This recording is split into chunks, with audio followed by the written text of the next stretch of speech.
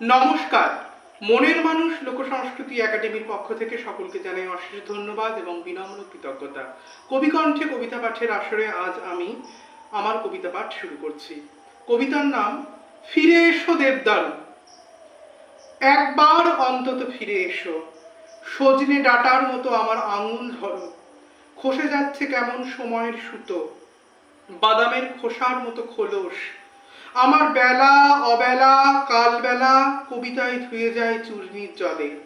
চোখের কাজলে ভাঙা কাচের চুরির ছটা, সব দুর্গায় ধুয়ে যায়, কাঠামোই থাকে অতীত প্রেমের দাগ। এককালে তো চেয়েছিলে ভালো, সঙ্গমের শিকড় উঠে এসেছিল মাটিতে। রঘুনাথপুর ধর্মতলার গ্রাম, লালনের মেলা, নদীর জল আজও শোকে তাপে ঝলমল করে। শ্মশানের মাটি অপেক্ষায় আবেগে। ফিরে এসো দুধের বাটি, আর পারছি না। ঘুঙুর ছিঁড়ে বাকল ছিঁড়ে বিবস্ত্র হয়ে দাঁড়িয়ে। নৌকো নেই, জাপটে ধরো, শুষে নাও রক্ত জোকের মতো। ঠোঁটে ঠোঁট রাখো, উষ্ণতা দাও দেবদারু, চোখের জল মোছো দেবদারু। সোহাগে আদরে কাছে এসো, উষ্ণতা মাখো, আমি পারিজাত।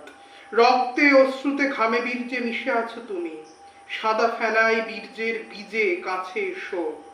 অন্ধকারের ন্যাপথলিন মাখি, চ্যাটচেটে বিছানায় ঢেউয়ের তরঙ্গ, জল উঠছে আর নামছে।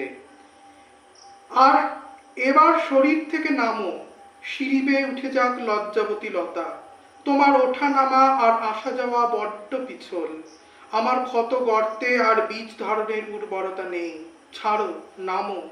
বিছানা জুড়ে জোনাকির ভিড়, আমি দাবানলের মতো জ্বলছি পুড়ছি, তবু মরছি না।